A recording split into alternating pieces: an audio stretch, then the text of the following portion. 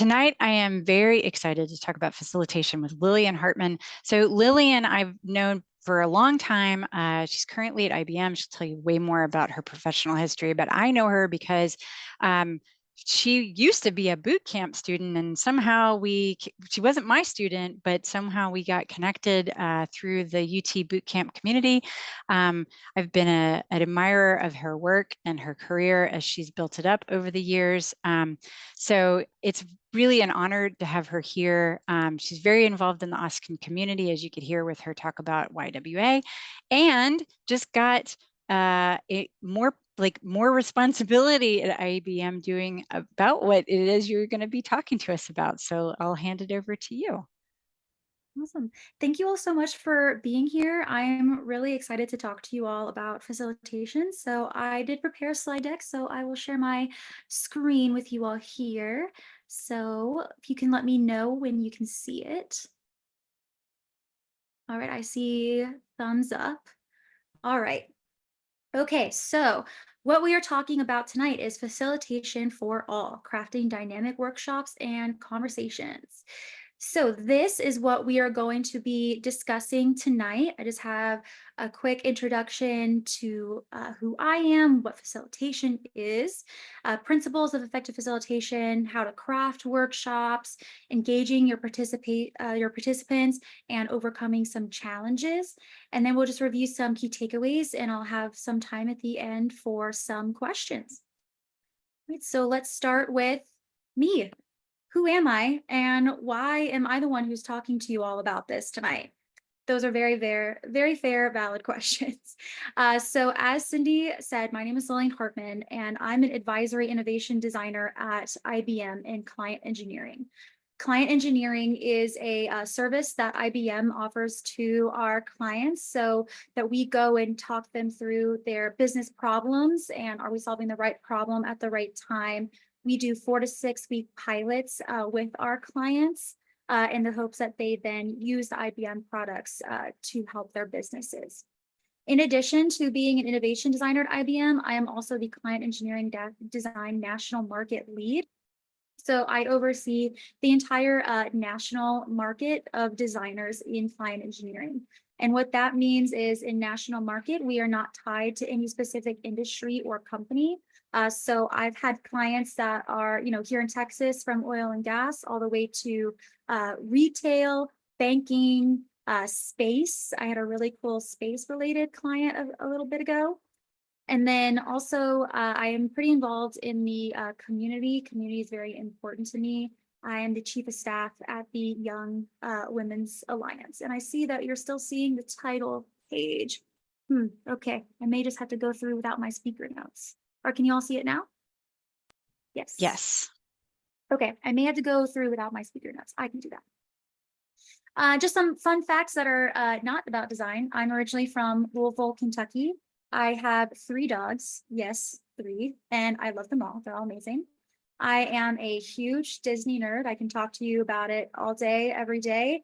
And I'm a pretty big reader. If you want to follow me on Goodreads, I read all different types of genres of books. But fair warning, I do have some pretty strong opinions. All right, so enough about me. Let's talk about facilitation. So here, just going over a few of today's objectives, what I want to cover, hopefully what we will have accomplished by the end of our time together.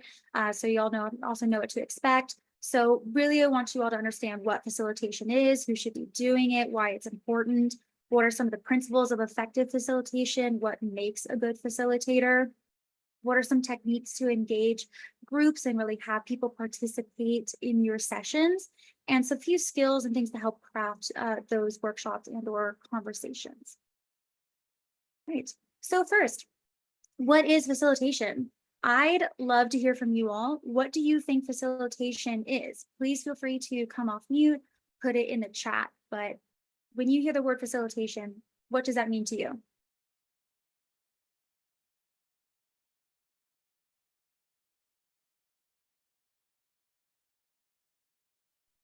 I think of making things easier. Making things easier, definitely. Easier for who? I don't know.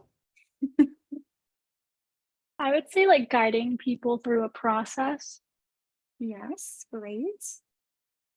I got a few things in the chat. Leading a group, leading a meeting with one or more people. Definitely. So the way that I have facilitation designed or defined here is facilitation is process of guiding. So thank you for who said guiding and managing a group's interactions to ensure productive and inclusive discussions, leading to effective decision-making and outcomes. All right, so if that is what facilitation is, what does a facilitator do? You get a few answers to this question.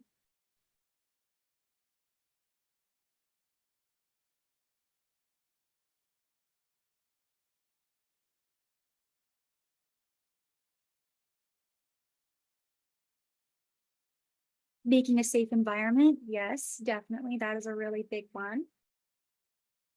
Anybody else want to add to it? What does a facilitator do? Facilitator also forces people to answer questions in a session. So I'll keep us here until I hear some from somebody else. A couple more chats. Guide the group, organize. Great. Yeah, so facilitator helps a group stay focused on their goals while encouraging participation and managing conflicts without taking sides. All right, so if we're in a session, who is a facilitator? Hint, it's kind of in the title of our session tonight.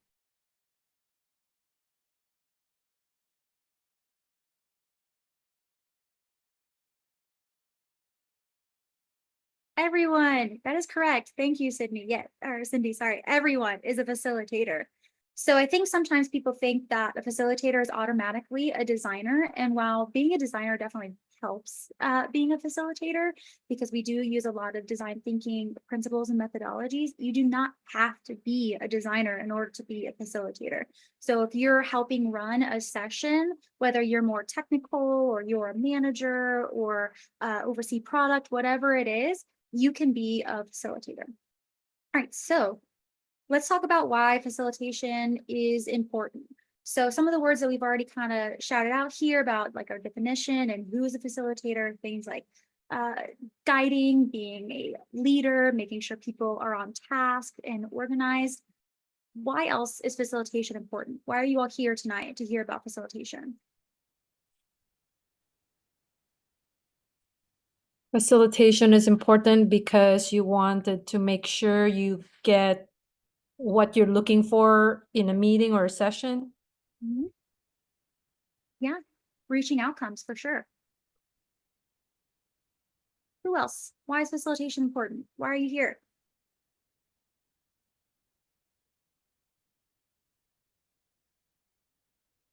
It builds confidence in not only the people who you are leading, but yourself, because you're confident in what you are doing and there's an organized way of doing something. Yeah, definitely.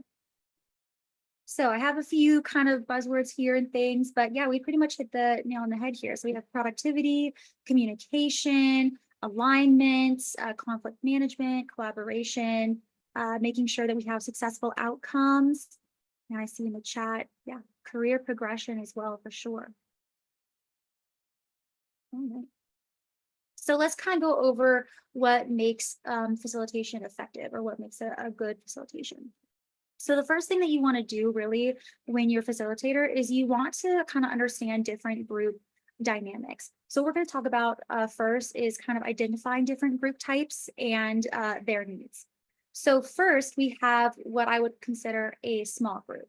Small groups are teams of 3 to 5 people. They're easier to manage and facilitate, a really good opportunity to have more kind of deeper, meaningful conversations. An example of this would be like a team meeting, or where a session where every member of the project can provide input on a project. I would consider a larger group is any group that's more than 10 people.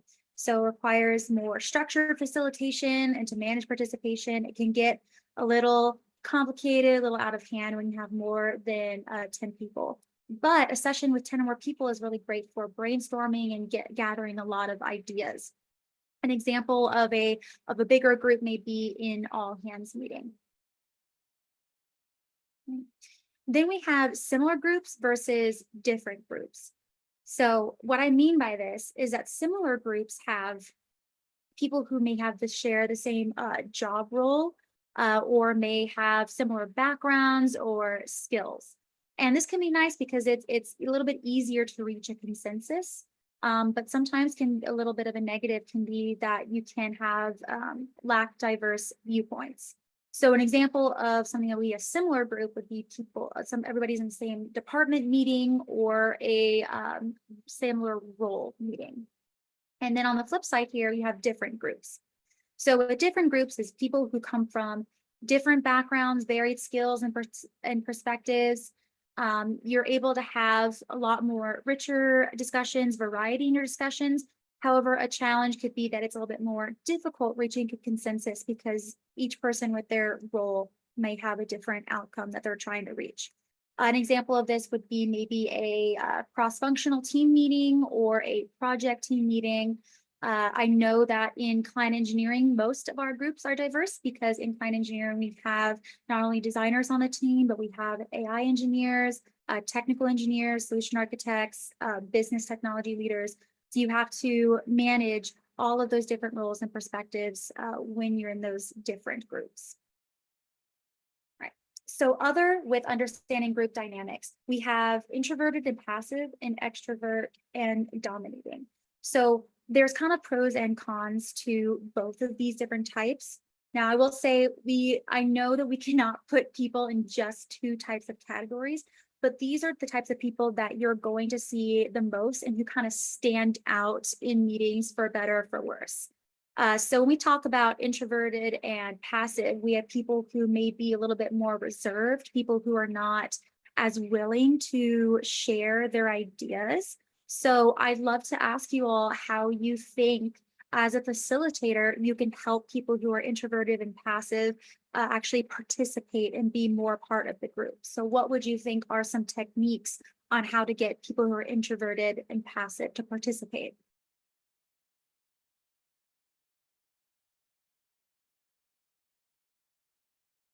Anonymous answers. Anonymous answers, yes. Icebreaker questions. Yes, icebreaker questions. Everybody has to get involved. You could do a partner activity where everybody just takes turns with their partner to make it kind of like a lower pressure situation. Definitely. Also see in the chat here, provide sticky notes and time for everybody to brainstorm, having options to write it out instead of speak, like using chat like we are right now. And then also small breakout sessions, definitely, where especially if you have a larger group and you want to break it down into smaller groups and give more people a chance to have their voice. Those are all great examples. So another one that we didn't necessarily say that I like to use, it's a little bit easier in person because you can make eye contact with people, but especially asking directly people who have been a bit quieter for their opinions or making sure that they feel comfortable and valued in the conversation, that they're able to be heard. Now, on the opposite side of the fence here, we have more extroverted and dominating. And this can be great because you have people that are actually participating and voicing, and these people are the ones who really care and they want to be heard. And I personally would rather have more dominating people in a session than quiet, because if you've been a facilitator, where you've asked a question and the room is dead silent, you all know how painful that can be. But the not so great side of that is that the people who are extroverted and dominating tend to take over. And then they're the ones who can sway things when that may not be the truth, right? You want to have everybody who's participating to be involved and be valued. So what would you all suggest as some techniques or ways to help make sure that everyone feels involved and that the person who may be a little bit more extroverted isn't dominating the conversation?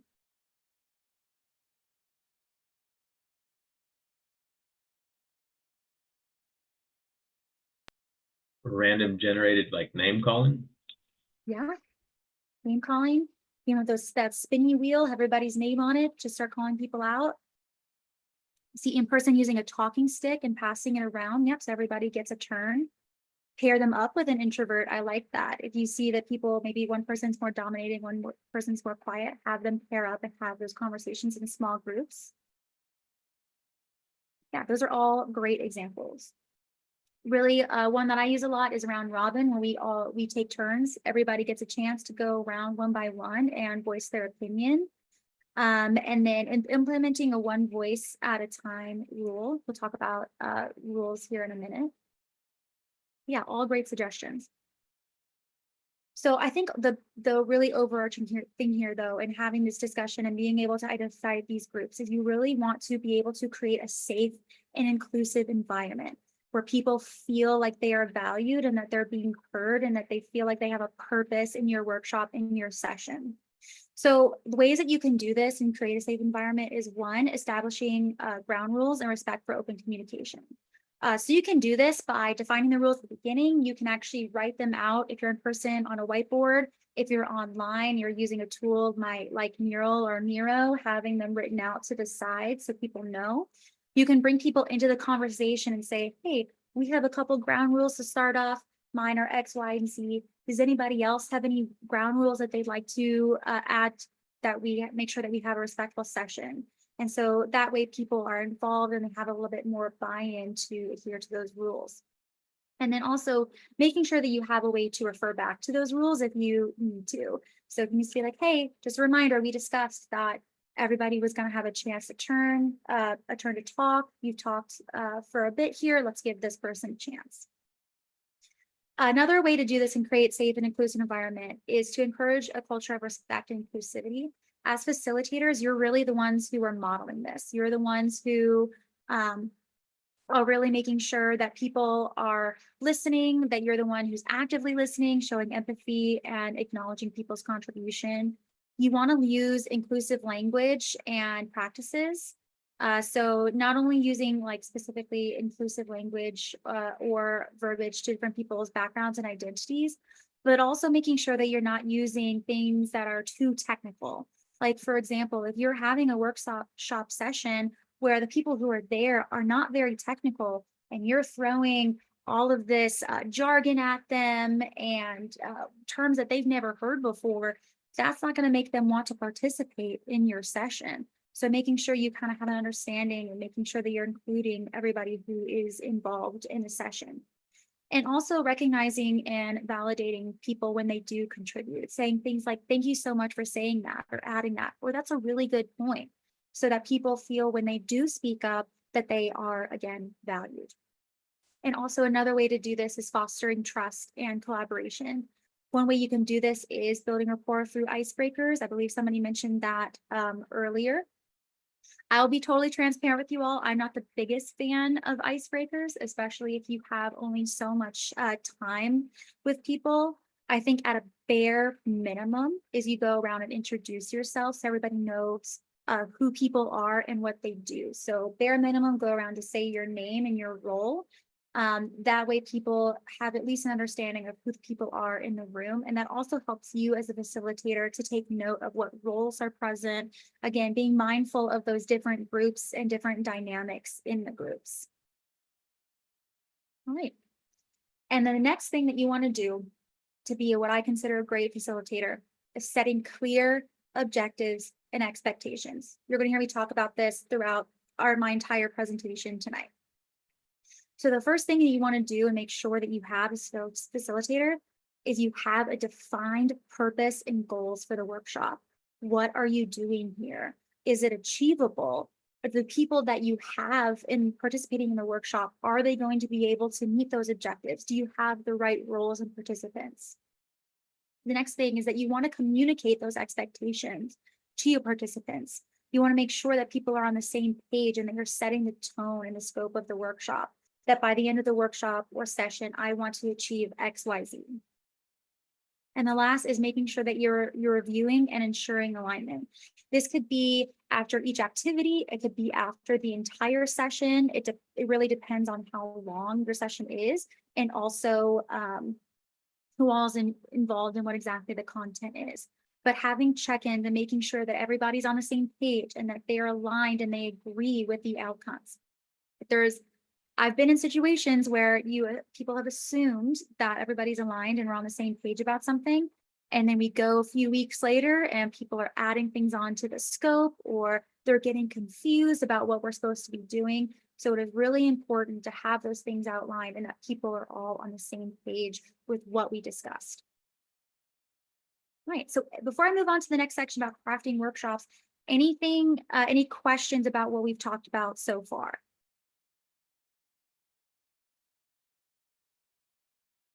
All right, so we'll go ahead and keep going through this section, really talking about actually putting into action the workshop and crafting these sessions. All right, so first, steps for designing an engaging workshop. This should be no surprise. Define the objective.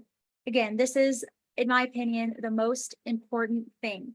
You have to know, what are you doing? What is the point of this? What do you want your people to learn or achieve? And the second part of that is identify the participants. Who's going to be there? What maybe are some of the dynamics that you're already aware of? Do you already know that you have a few dominating personalities in there? So you have to prepare some activities to accommodate that, things like that. Then second, you want to select relevant content. So do you need some videos? Do you need some assets to help explain what you're talking about? Does everybody participating in the workshop, do they know the things that you're talking about? Do you need to maybe have a call ahead of time to explain the technology or whatever it may be that you're going over and discussing? Do you need to send some pre-work? So with some definitions or activities so that people are prepared for your session. And then the last but not least are the actual activities. What are you doing in this workshop? What are you doing that reinforces the content and making sure that you're meeting the objectives? I will say that a mistake that I see is that people get so focused on what the activities should be and what they think the activities should be that they've missed the most important is, what are we actually doing this for? Who is this for? So once you've established that, then you can design and develop the activities. Also, you want to incorporate different learning styles. We've talked about different groups and their different dynamics, but everybody's different, right? We have learning styles and how we engage. So we want to have different options for people. So who can name maybe a few learning styles that should be taken into consideration?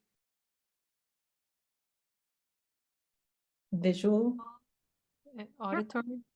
Yeah, visual and auditory, those are definitely the top two different learning styles.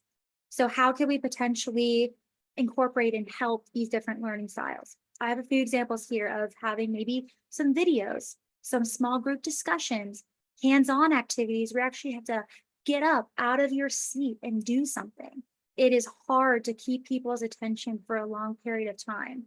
I've had sessions and workshops that have been an hour. I've had sessions and workshops that have been 4 hours, an entire day. I've had sessions and workshops that go multiple days. It is difficult to have people's engagement and attention for a long period of time. So mixing things up, making sure you're accommodating people's different learning styles, having mixtures of lectures and discussions versus actual hands-on activities, videos, and plenty of breaks. Also with engagement, being able to have different ways for people to engage. Hybrid is difficult, I will say that, but it is helpful for a lot of different people. We have people who are in person and people who are online and being able to engage different ways. Does anybody have any other ways of engagement that they can think of?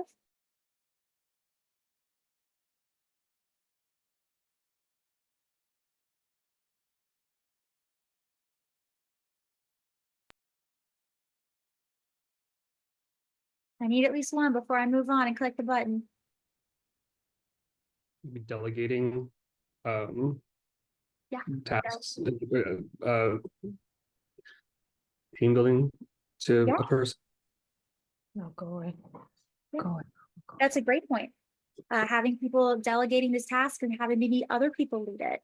Maybe getting in small groups and identifying a team leader. That's definitely a way. Yeah, I see also in the chat here, language friendly and having some different demos. That's definitely a great way to engage with people. Another big one of being a facilitator, being a good facilitator and having these effective principles is managing your time. This is very difficult to do. This is something that I will admit that I'm still working on. When you have these activities and you set them, you want to set time limits for activities and discussions but also being flexible with those time limits. Being able to say, yes, we're going to spend 15 minutes on this topic, 10 minutes on this topic, but then if you need to flex and be able to spend more time on what's more important to the clients or what ends up being more important to your participants. You want to make sure that you're monitoring progress. You want to make sure that you have a watch, have a clock in the room, set timers. I've seen people use those cute little timer cubes. You flip it over and it's 15 minutes. But you as a facilitator are in charge of monitoring that time and making sure people are on task. And I would recommend getting people involved in the time too, saying, we're going to spend 15 minutes on this activity, setting a timer, or having identify somebody at the beginning of the session to be your timer for the group. Use visual timers, countdown clocks, audible timers. Mural and Miro both have this feature, which I use a lot. It's very, very effective. Any other suggestions or recommendations about how to manage time?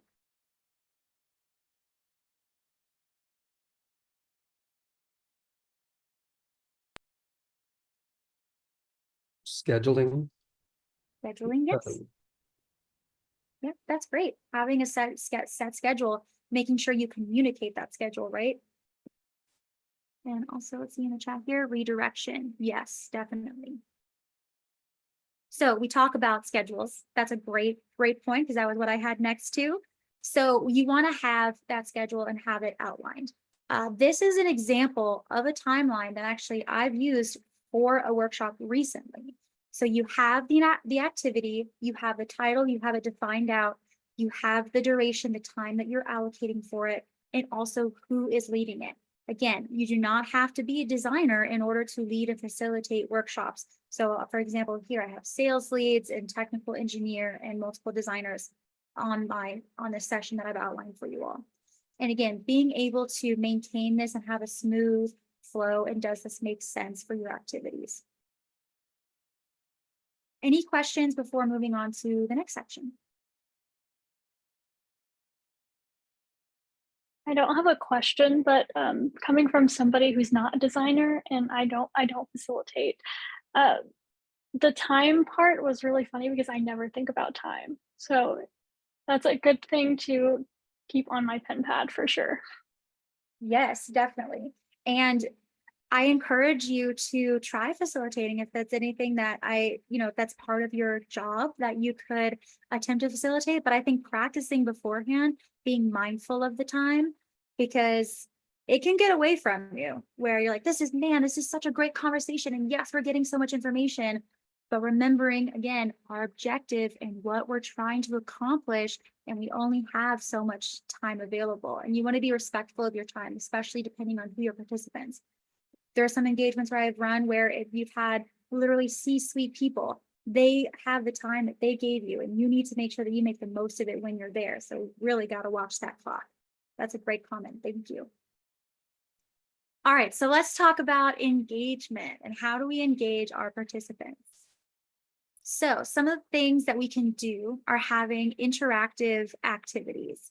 So what are interactive activities? Why are they important? One, enhances retention. Again, it is very difficult to keep people's attention for a long period of time. Even for anything over 30 minutes, honestly, it's difficult to get people's attention. So having things, again, where people get up and they move and they interact with you, they interact with each other, they do small breakouts. It also helps participants to solidify learning, and they can actually apply these concepts that you all are talking about. Also, it promotes engagement. It breaks up the monotony, increases the interest and focus in the overall session. Also, it helps develop skills. So if you have activities where people actually get to do these things and practice themselves, whether it's working with the technology, or maybe you identify a team leader to be a facilitator of a small group, or just being able to practice different things in a safe environment. That's definitely something where people get a lot out of it. What are maybe some examples of some interactive activities that you can think of?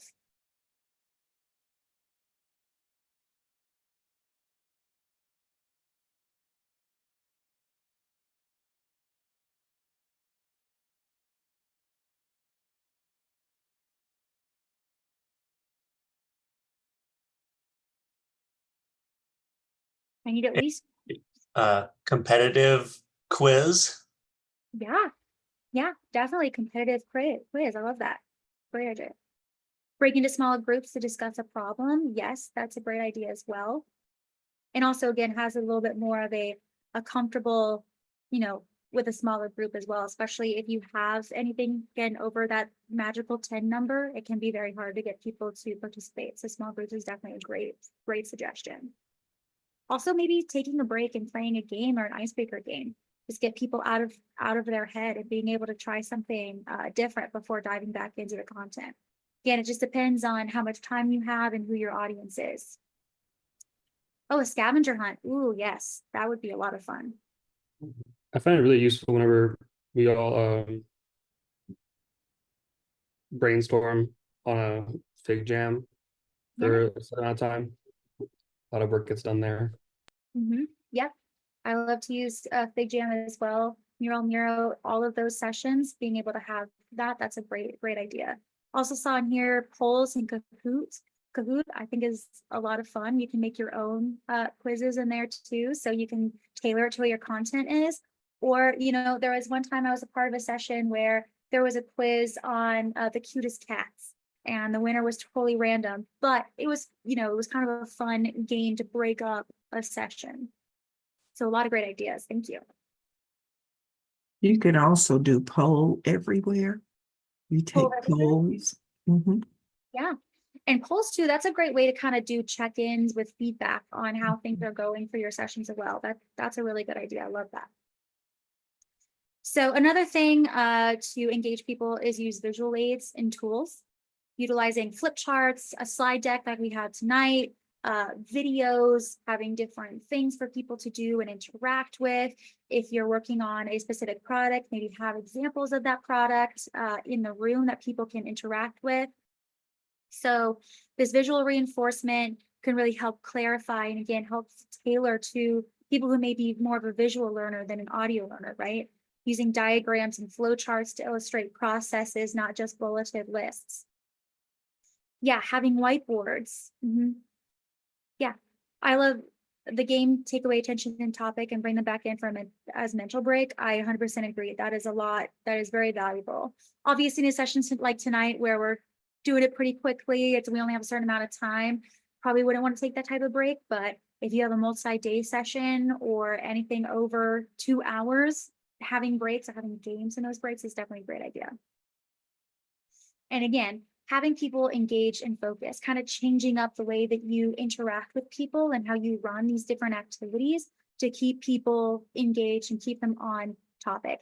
Having things that are very text heavy, and I know this as my presentation is a little text heavy, is very hard to keep people focused and engaged for a long period of time. Any other ideas about how, like visual aids or tools? Has anybody else found anything that's really effective of how to break up and have visual reinforcement?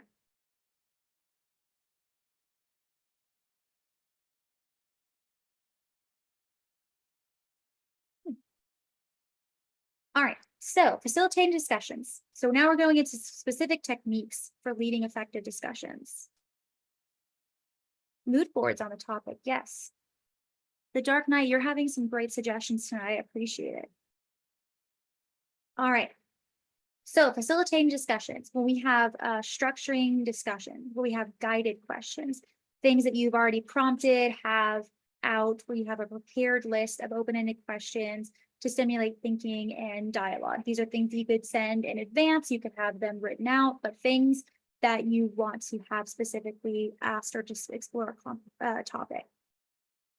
So the other thing might be what types of prompts and questions. Does everybody here know the difference between an open-ended question and a closed-ended question? I see some nodding. Who can tell me what an open-ended question is?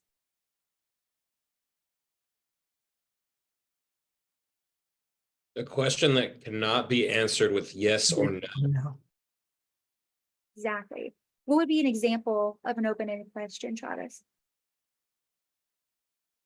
That question is an open-ended question. Yes, there you go. Perfect. Awesome. That is definitely, that is 100% correct. Open-ended question is something that you can't answer with just a simple yes or no. You need people to elaborate. And what I did Asking Travis was a follow-up question, and use up follow-up questions to delve deeper into participants' responses and topics and explore ideas further. An example of that is, can you elaborate more on that?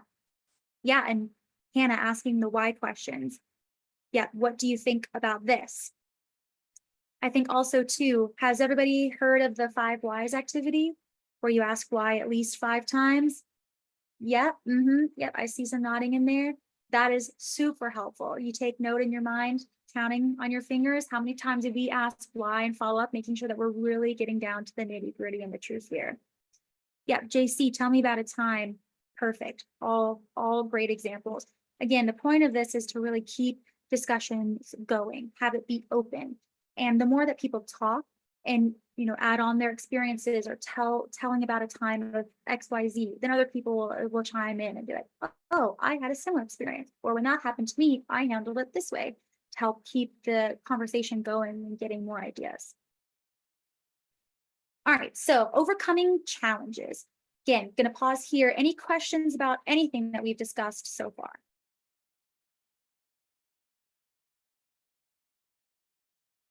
All right, so overcoming challenges. So handling difficult situations. First thing I'm gonna talk about are some techniques for de-escalating tensions, and then some methods for redirecting focus and maintaining control.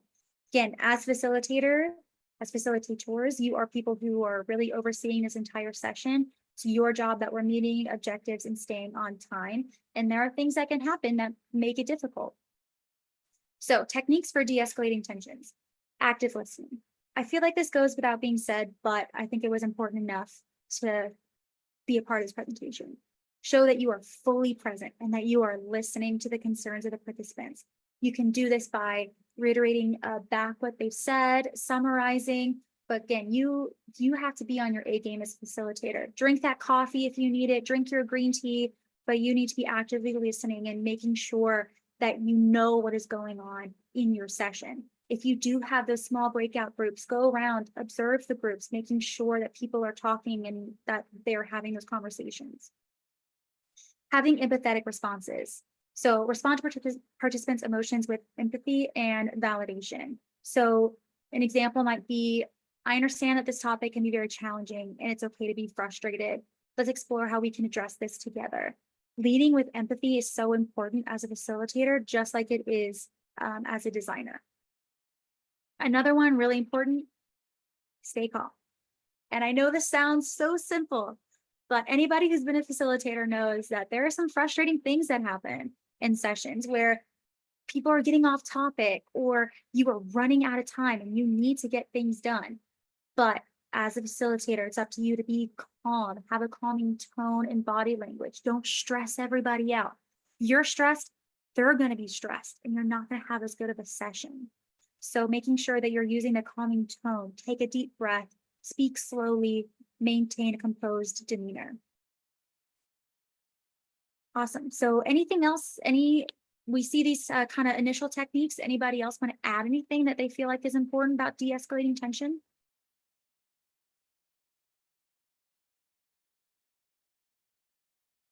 Okay. So a few methods for redirecting focus and maintaining control. Intervening. Cut people off. You're the facilitator. You're running the show, right? So part of that involves that you may need to cut people off. There have been times in sessions where you may interrupt, be like, that's a great point, whomever, but let's get back to the topic that we were talking about. Making sure that we're addressing disruptions and then refocusing people back on meeting our objectives. Setting boundaries. We talked about this at the beginning, right? Establish and enforce ground rules in order to maintain order. It's up to you to have those ground rules, and you need to be the enforcer sometimes. Making sure that we, maybe say something like, we agreed to one person speaking at a time. Let's honor that agreement. What were you saying, so and so? Also, reframing the discussion. Again, shifting the focus back to constructive dialogue. So example of this might be, can we look at this from a different perspective? What solutions can we brainstorm together?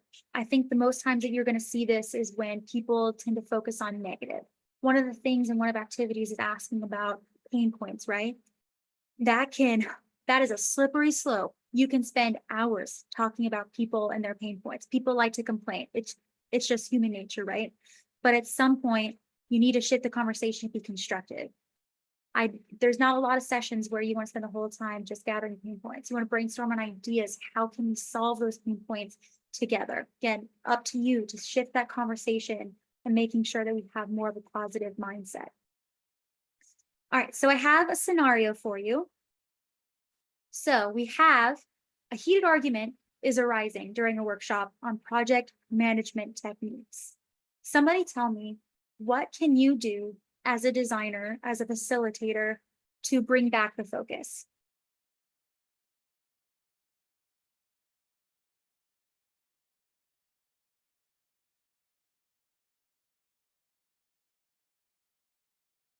I think the first thing would be to try and use calming language and tone to immediately bring everything down. That would be my first step. Yes, definitely. Step in, be that calm mediator. And then once we've done that, we've kind of started with that calm tone and stepped in. What do we need to do then?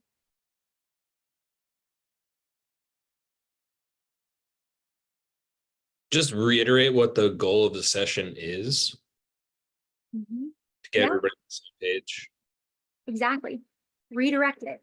Remind them of the objective. Acknowledge, I like this, Anna, your comment, acknowledge the different points of view, approach it with a calm demeanor, but then say, yep, we need to go back to what we were talking about. Great. Wonderful. All right. So now let's talk about flexibility. And speaking of managing time, I want to make sure that we have some time at the end for questions. So I'm going to go a little bit faster through this section. Being flexible and responsive to group needs, having real-time feedback, check in with people. You know, we had a few people mention Kahoot or polls. Check in, how are things going? Do you feel like we're meeting our objective? Any questions? Gather feedback from participants about the pace and content of workshop in real time. And then also, once you have that feedback, be willing to implement and iterate on that and being able to iterate upon your agenda. Again, you're the moderator at the time. Maybe we need to spend more time on a certain activity. We can potentially cut one, maybe follow up via email. Having responsive adjustments. So again, we get that feedback, then being willing to actually do something about it. Can we change the agenda? Can we alternate it? If you have somebody who's really interested in a certain topic, maybe it's a CEO, right? And that person really wants to dive deeper into one specific subject, try to accommodate them, right? But again, the key thing here is, are we going to meet our objective? If you spend the whole time accommodating that CEO, they're the CEO, right? We should do what they say. Wrong. We can accommodate them a little bit, right? We can dive deeper to specific topic, allocate a little bit more time for it, but still keeping on track, monitoring that time, making sure that we're reading and meeting our objectives. Also, there's no wrong way to say we can follow up on this. Hey, we can set up another meeting. I'd love to send you a link to a white paper I have, or I have a really cool demo that I can record and show you later, or things like that. All right, one more scenario for you. So we have during a workshop on leadership skills, participants indicate through feedback that they are particularly interested in conflict resolution techniques. What should we do?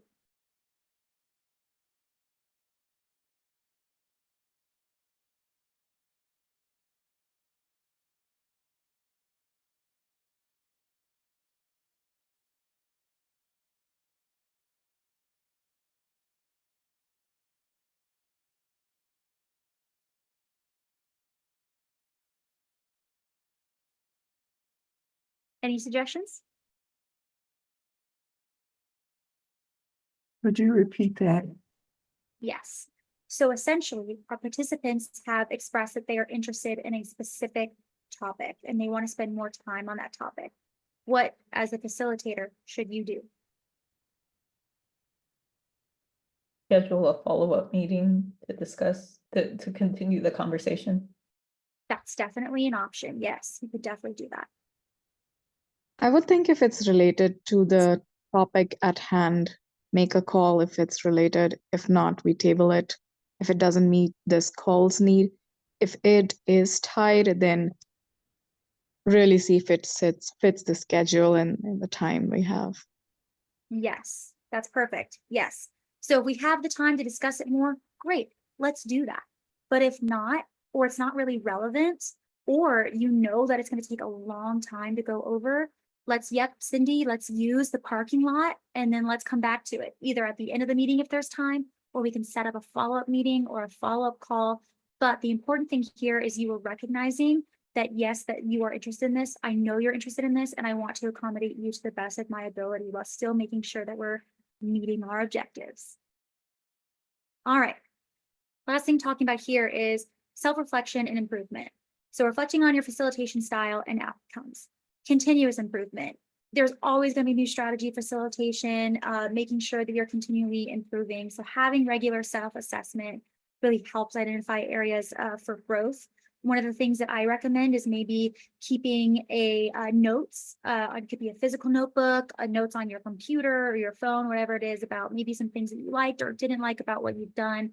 Self-reflection there. Getting feedback. Get feedback from your participants. Get it throughout the workshop if it's applicable. If not, follow up. Send an email. Send a Google form. Hey, how did you think that this went? And gain insights from their experiences, and then use that to help you in the future. So yeah, so reflection notes, talked about that. And then also having peer reviews. Have other facilitators or designers sit in on your session and ask them, how do you think that went? How could I have done better? Have other people who aren't designers. Did this session make sense? Do you feel like we met our objectives? What are things that I can do to help us help do a better job? Things like that. You always want to iterate on your process and your flow and continually improve. All right, so concluding, just a few key takeaways. So what we kind of talked about throughout our session today, making sure that we're understanding our group dynamics. Who are our participants? Maybe what personalities, what roles do we have? What are the characteristics and needs of our different group types? Create a safe and inclusive environment. Establish those ground rules for respect and open communication. Have opportunities for trust and team building, and encourage people to participate. When we're crafting dynamic workshops or sessions, making sure that we have our objectives, that we have the content, and we know what we need to do before we necessarily define those activities. Again, meeting our objective. Do we know what our objective is? Engaging participants, making sure that we're keeping people engaged throughout our session. I know it is hard, but have different ideas, different ways to approach things and getting people involved. We've talked about a lot of different options tonight. And then also managing our time effectively. You are the timekeeper. You're the one herding cats, making sure people are keeping on time and that we're going to be able to make the most out of the time that we have. Overcoming challenges. You're the facilitator, the moderator, making sure that you're able to handle conflicts, disruptions, making sure that you're redirecting from maybe those dominating personalities, making sure that you're keeping people involved who may be a bit quieter. And then, as always, with anything that you're doing, having continuous improvement. Be willing to accept feedback, seek that feedback, iterate upon your process, and have options for yourself and continuously refine your facilitation skills. And with that, that concludes my presentation. What questions do you have for me?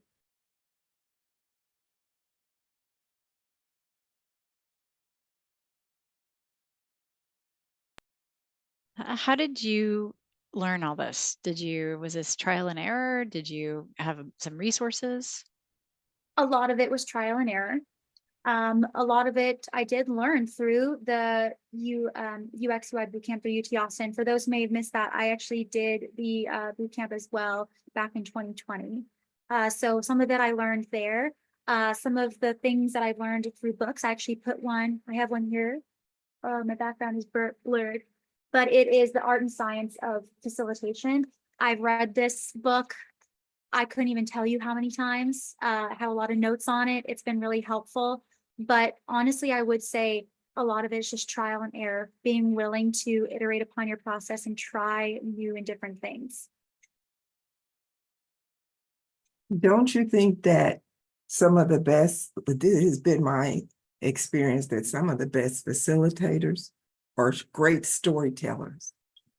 because they know how to incorporate audio and video, and they'll bring their story to life with animation. Yes. Yeah. Center They 3. make it really interesting for the audience. It goes by so fast when you can incorporate storytelling throughout. Yes.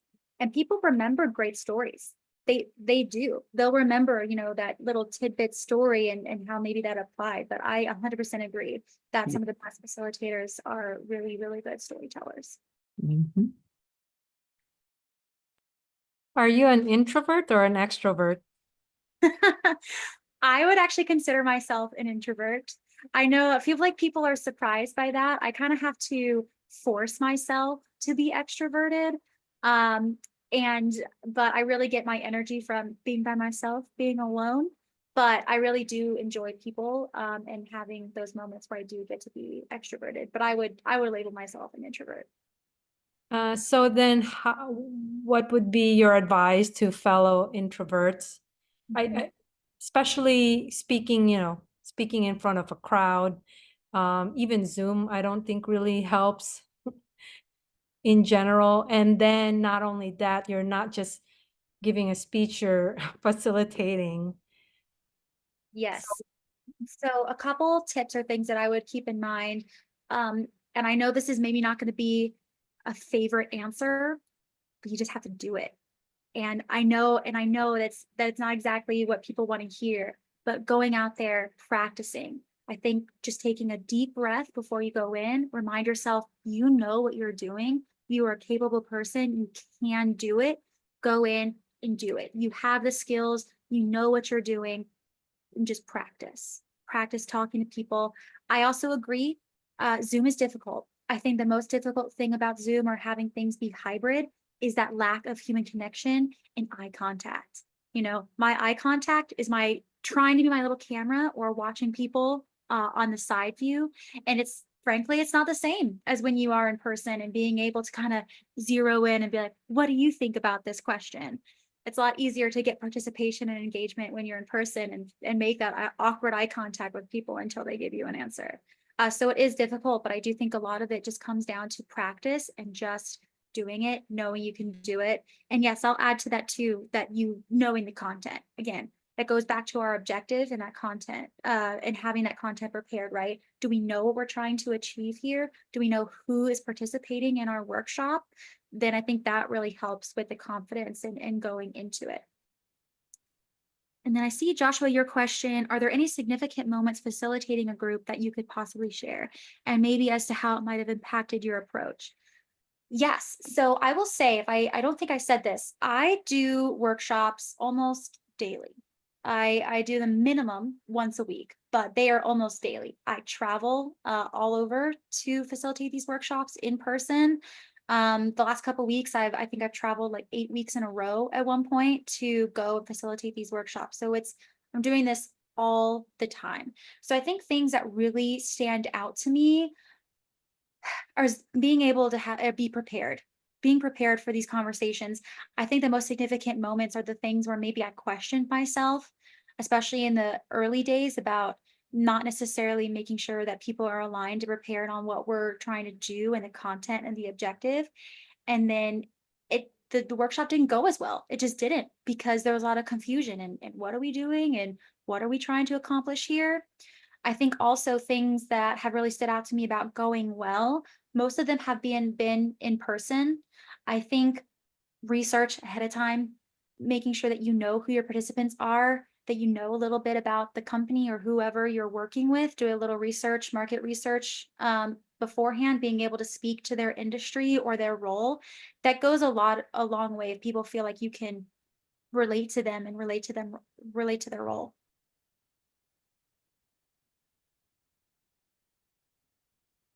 We have about 2 minutes left. Any other questions for me?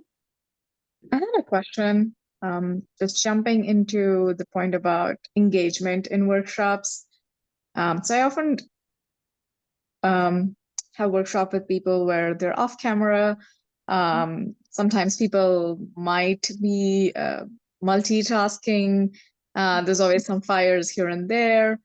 So how would you approach this situation? Maybe something you could say even pre-workshop, or if you are in a workshop where, yeah, some people just don't want to turn on the camera, how would you make sure everybody's heard, everybody's participating? So I think my answer to that is that you can only control so much, right? You can set expectations at the beginning, especially for virtual, be like, I expect everybody to have their camera on, and participate. But the truth is that people are going to do what they're going to do, and you can only control so much. If you're focused on the people who don't have their camera on, ignoring the people who are participating, you're maybe not going to have the best outcomes, especially in a larger group. If it's a smaller group, like let's say it's only 4 or 5 people and only one person doesn't have their camera on, maybe gently nudge them and say, hey, so-and-so, are you able to turn your camera on? And sometimes, they might or they might not, but I wouldn't let that kind of deter you from what you need to do. Again, it's definitely easier to get people engaged in person because you can make that eye contact, but I wouldn't get hung up on people not being on camera. Especially in my line of work, we're mostly meeting with clients, so I can't really force my clients to turn their camera on, right? I'm trying to cater to them, be a little customer servicey to them.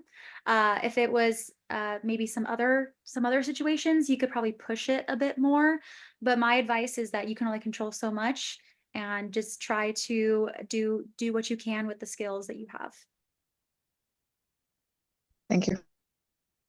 Lillian, thank you so much for sharing all that and your perspective. I really appreciate your time tonight. So round of applause for Lillian. You're awesome. Yeah, that brings us to the close. I will see you on July 31st for those of you that can make it to our happy hour in Austin. Otherwise, we'll see you August 6th for our next virtual one. Y'all have a great night, and I'll see you later. I'm going to go ahead and close the meeting. Thank you, Lillian.